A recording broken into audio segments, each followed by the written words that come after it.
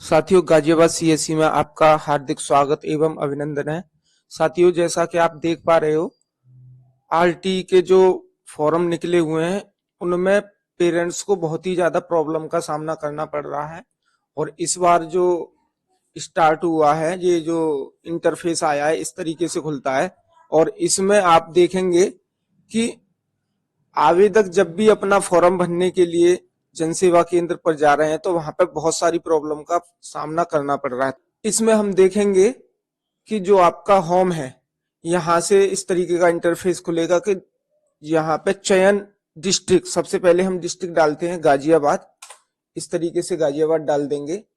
जैसे ही गाजियाबाद डालेंगे, यहाँ पे आपका वार्ड खुलेगा, रूरल है कि अर्बन है। यहाँ पे हम अर्बन डाल देंगे, अगर कोई रूरल क्षेत्र से है तो रूरल डाल देगा, अर्बन डालेंगे। उसके बाद आपका ब्लॉक खुलेगा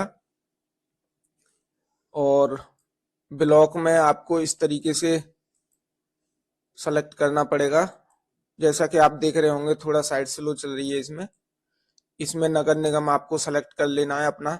डालने के बाद फिर यहाँ पे चयन करना है।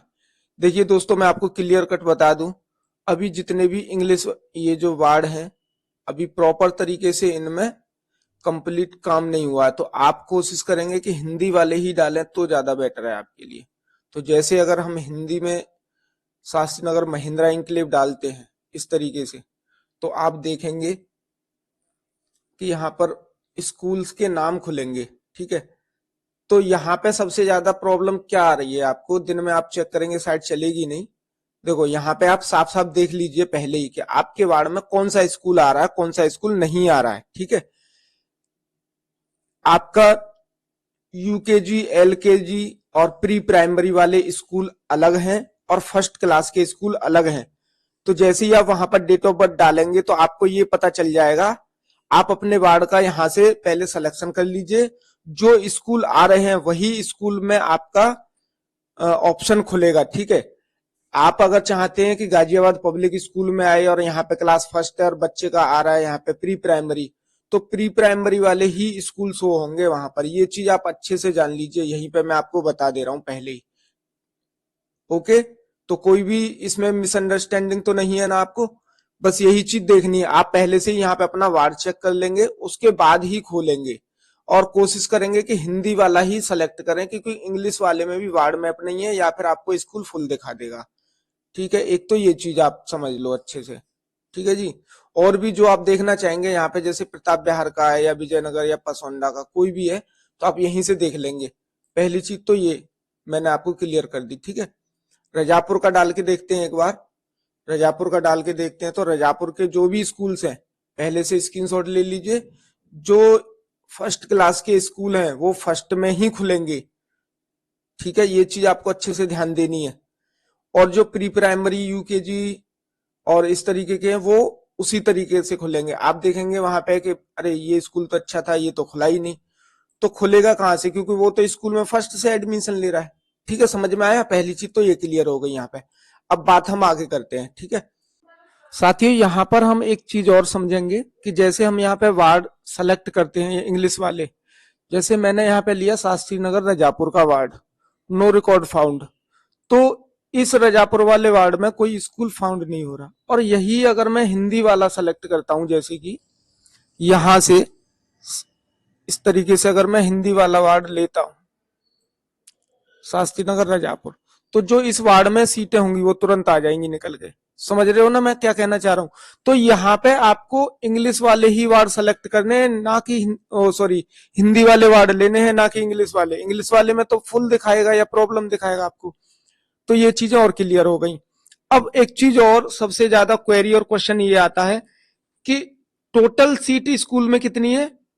जैसे एक एग्जांपल के तौर पे ये स्कूल है हमारा न्यू अर्वाचीन भारतीय पब्लिक स्कूल, इसमें टोटल सीट या बच्चे टोटल 36 हैं। तो 25% के हिसाब से 9 बच्चे इसमें एडमिशन लेंगे, यानी कि 9 सीट इन्हें अलॉट करनी है। ठीक है, यहाँ पे अब सीट 9 से ज्यादा अलॉटेड होती है तो ना ही स्कूल इसमें एडमिशन ले पाएगा, क्योंकि उन्होंने 25% 9 दे दिया, 9 चौक 36।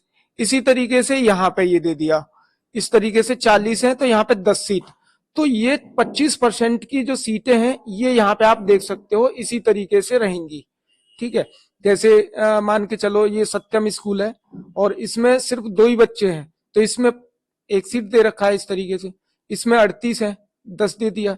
तो अब डिपेंड करता है कि यहां से जो सीट अलॉट होंगी वो कितनी सीट अलॉट होंगी और स्कूल उसमें कितने सीटेड वहां पे एडमिशन के लिए लेगा। ठीक है, तो ये चीज यहाँ पे क्लियर हो गई। तो यहाँ पे बस आपको हिंदी वाले ही वार्ड लेने हैं, ना कि इंग्लिश वाले। और सुबह मॉर्निंग में जल्दी से फॉर्म भरवाएं या फिर शाम को 9 बजे के बाद, बीच में साइड बिल्कुल भी नहीं चलेगी। ठीक है, तो इस तरीके से आप अपना देख सकते हैं। महिंद्रा का लेना है तो महिंद्रा का मैं आपको एक बार दिखा देता हूं दोबारा से। यहाँ पे भी खुलने वाला है, ये आ गया है। अब देखिए यहाँ पे टोटल सीट कितनी है उत्तम स्कूल में, 12। तो 12 के हिसाब से कितनी सीट मिलेंगी, सिर्फ 3। 3 बच्चों से ज्यादा अगर यहाँ पे सीट अलॉटेड होती है 4, नहीं लेने वाले, किसी भी कीमत पे नहीं लेंगे। क्योंकि जब 3 सीट 25% के हिसाब से 3 सीट है और यहाँ पे सीट 5 कर दी बीएसए साहब ने, या जहां से भी अलॉटेड होंगी, या 10 कर दी, लेने के ही नहीं है। जब 12 बच्चे हैं, जब 3 सीट दे दी तो 3 ही बच्चे लेंगे, ना कि 10 बच्चे ले लेंगे। ठीक है, तो इस चीज का भी ध्यान रखना होगा आपको। ठीक है, तो उसी तरीके से ये आपको समझना होगा कि टोटल सीट स्कूल में इतनी है और उसका 25% ये है।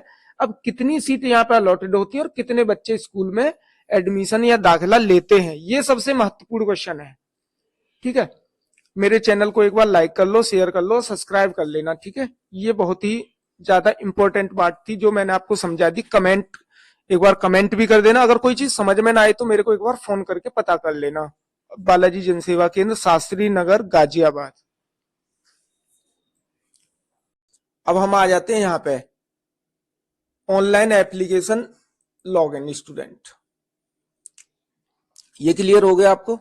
अब जैसे ही हम यहाँ पे क्लिक करेंगे, क्लिक करने के बाद आपको इस तरीके का इंटरफेस खुलेगा।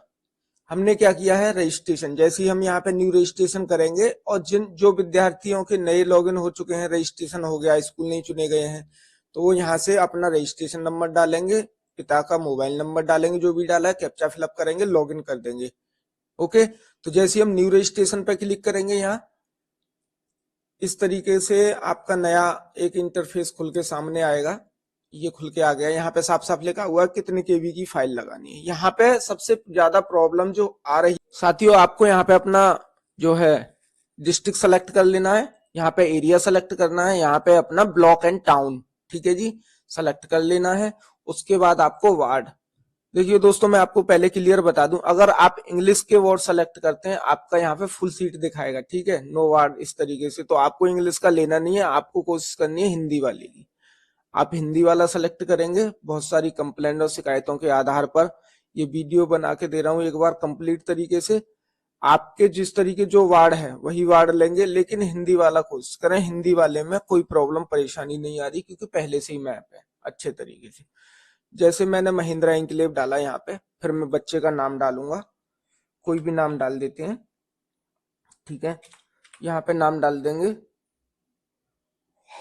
नाम डालने के बाद में बच्चे फादर का मोबाइल नंबर डाल देंगे और मोबाइल नंबर सारी चीजें डिटेल एकदम फिलअप कंप्लीट फिलअप डालेंगे यहाँ पे। अगर आप कोई भी गलत इंफॉर्मेशन भरते हैं तो दिक्कत आ सकती है आपको। कंप्लीट यहाँ पे बच्चे की डेट ऑफ बर्थ डालेंगे,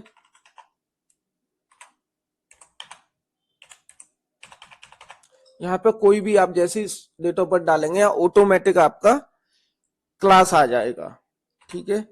यहाँ पे कोई भी आप इस तरीके से डालेंगे, देखो अपने आप ऑटोमेटिक ले रहा है। इस तरीके से आप कोई भी डाल के आप अपने बच्चे की डेट ऑफ बर्थ डाल के चेक कर सकते हैं। जैसे 18 डाला, एलिजिबल ही नहीं है तो उसको फॉर्म ही नहीं डालना है। डेट आगे पीछे कतई भी ना कराएं भूल करके भी। इस बात का विशेष ध्यान रखें। अगर ये गलती करते हैं तो आपके बच्चे के लिए प्रॉब्लम आ सकती है। तो डेट ऑफ बर्थ जो है अगर जेन्युइनली ही आपके बच्चे का आ रहा है उसमें तभी भरें, अदरवाइज छोड़ दें, बिल्कुल भरें ही ना। गलती करने की कोशिश ना करें, मेल फीमेल सेलेक्ट कर लें अच्छे से। यहाँ पे एक चीज और क्लियर कर देता हूं दोस्तों, अलावित समूह में अगर आप सेलेक्ट करते हैं तो आपको जाति अनुसूचित है, अनाथ बच्चा है, सामाजिक शैक्षिक ओबीसी से है, पिछड़ा है, किस तरीके आप सेलेक्ट कर लेंगे। यहाँ पे सर्टिफिकेट नंबर डालेंगे, सही सर्टिफिकेट नंबर डालेंगे तभी ये आगे रिडायरेक्ट होगा, अदरवाइज ये यहाँ पे रॉन्ग इन्फॉर्मेशन बता देगा कि गलत है जाति प्रमाण पत्र। ठीक है, यहाँ पे जाति प्रमाण पत्र की केवी जो आप डालेंगे, आपका 30 केवी से लेकर के 150 केवी तक डाल सकते हैं, कोई प्रॉब्लम नहीं है, ले लेगा आराम से। ठीक है, अगर यहाँ पे आप दुर्बल वर्ग से आते हैं तो आपको यहाँ पे इनकम सर्टिफिकेट 1 लाख से नीचे का लगाना होगा, लेकिन इसमें सर्टिफिकेट नंबर डालने के बाद यहाँ पे 100 केवी से नीचे का ही लगाना है, इस बात का विशेष ध्यान रखें। ठीक है, यहाँ पे आप अपने पिताजी का नाम डालें, उनका यहाँ पे अपना पिताजी का या माताजी जो भी गार्जियन है उनको सेलेक्ट कर लें, फिर उनका नाम डलेगा। ठीक है, यहाँ पे मेल फीमेल जो भी है, फिर उनका आधार नंबर डालेंगे। ठीक है, ये चीजें आपको बिल्कुल क्लियर कर लेनी है। जैसे अगर कोई रॉन्ग इन्फॉर्मेशन डालेंगे तुरंत यहाँ पे मना कर देगा। अब असली ट्विस्ट आएगा आगे, क्योंकि जैसे ही आप यहाँ पे सर्वर से कनेक्ट करेंगे आप साफ साफ पढ़ सकते हैं, अगर आपने इसमें कोई भी फर्जीवाड़ा करा तो आप फंस जाएंगे। इस बात का विशेष ध्यान रखें, यहाँ पे ना ही गलत आधार नंबर डालेंगे, ना ही यहाँ पे एडिटिंग का कोई अपडेट करेंगे, क्योंकि ये सब आधार से फैच कर दिया है, इस बात का विशेष ध्यान रखें। ठीक है, अब जैसे ही आपका रजिस्ट्रेशन हो जाता है, फिर आगे प्रोसेस में बताता हूँ किस तरीके से आप जैसे रजिस्ट्रेशन करेंगे या रजिस्टर करेंगे, यहाँ कैप्चा डाल देंगे। अगर जुड़वा बच्चे हैं तो इस पर टिक करना है, जैसे 74944। अगर रजिस्ट्रेशन करेंगे सीधे सीधे दिखा देगा कि रॉन्ग इन्फॉर्मेशन है, ठीक है, या डॉक्यूमेंट अपलोड नहीं है, इस तरीके से आप देख लेंगे। ठीक है, अब जैसे कोई भी रजिस्ट्रेशन हो चुका है तो अब मैं आपको एक लॉगिन करके दिखा देता हूँ। दोस्तों, इस तरीके से आपका पहला स्टेप कंप्लीट हो चुका है, ये दूसरा स्टेप है।